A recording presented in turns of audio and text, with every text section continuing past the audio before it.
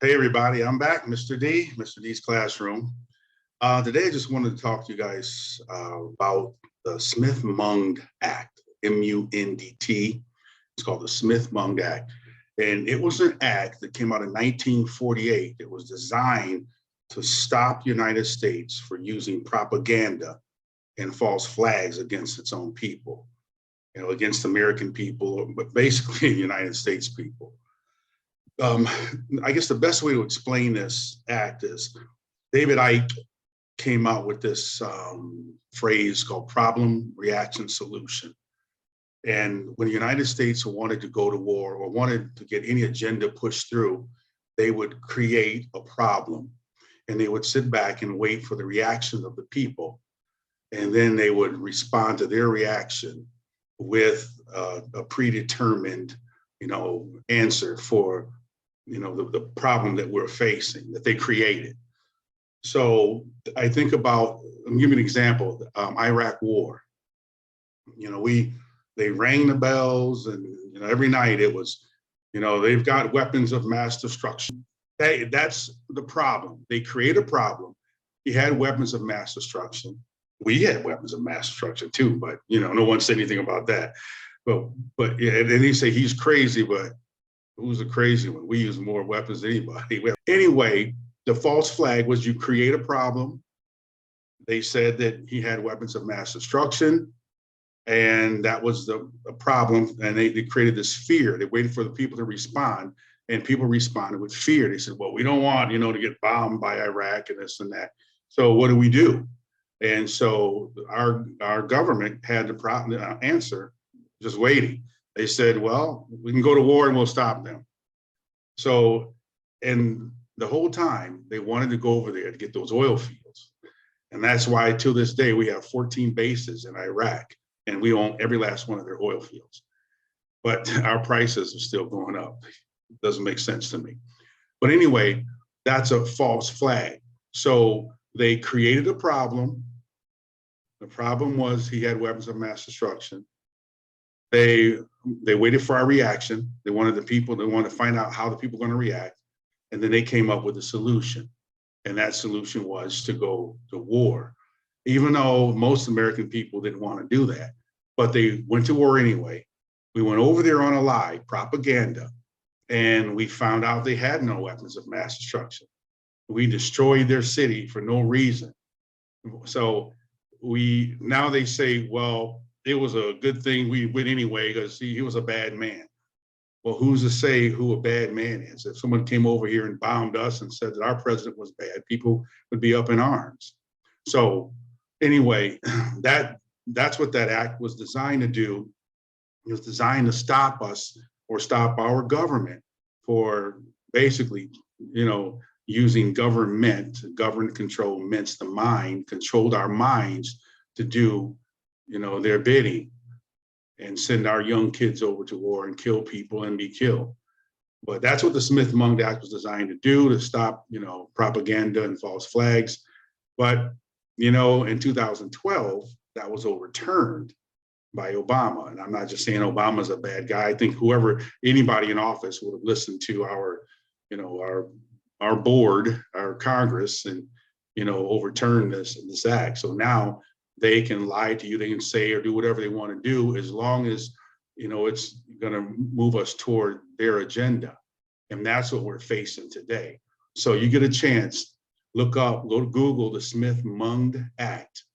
And, you ask why this particular topic, why are we talking about the Smith-Mundt Act? And it's because for you to understand, I always tell people you have to understand who you're dealing with and, to know your enemy.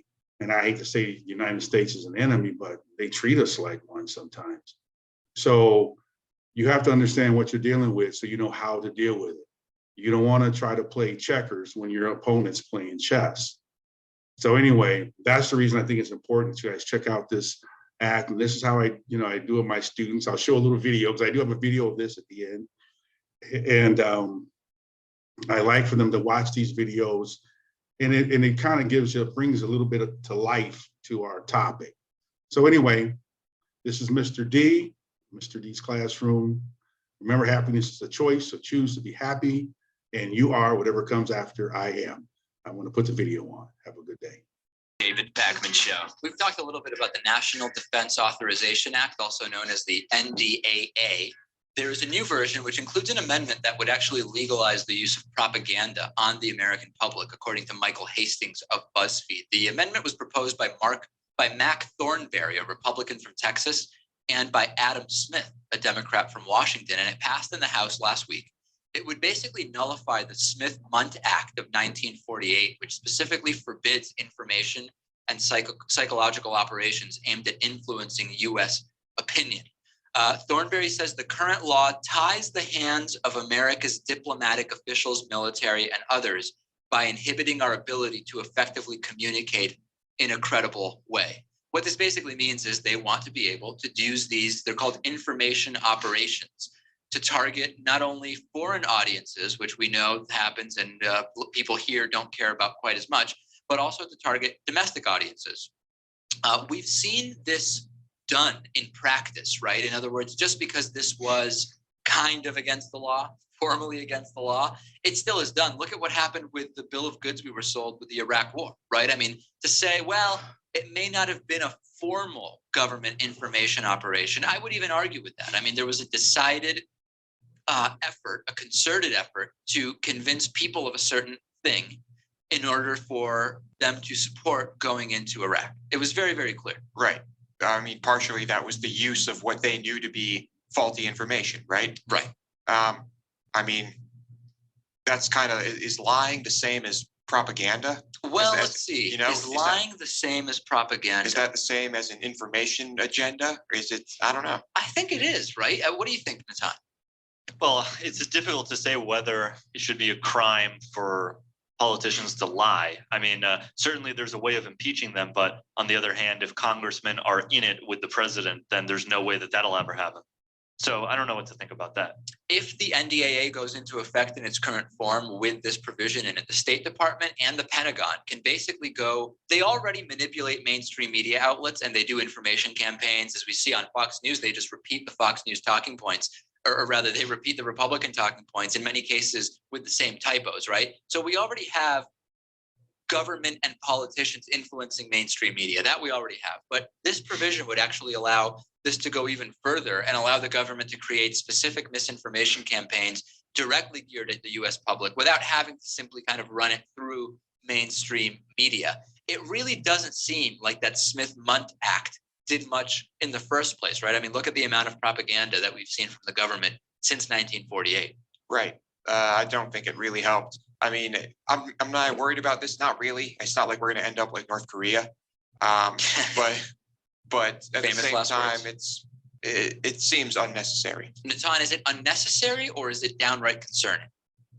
I mean, I'm concerned about it. I don't know exactly what the repercussions would be, but it's certainly not good when there's a legal mechanism in place for misleading from the government's perspective. That's my concern. Yeah. But the thing is, some people will say, Natan, some people will say, and this goes for Lewis too, when somebody comes on this show and they say, well, listen, we need guns to protect ourselves from the possibility of the government becoming tyrannical. And we just say, come on, but that's not going to happen. It's not very likely. When's the last time that that's actually been an effective way of defending yourself from the government?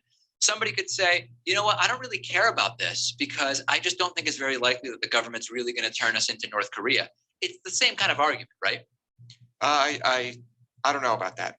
Maybe. I don't know.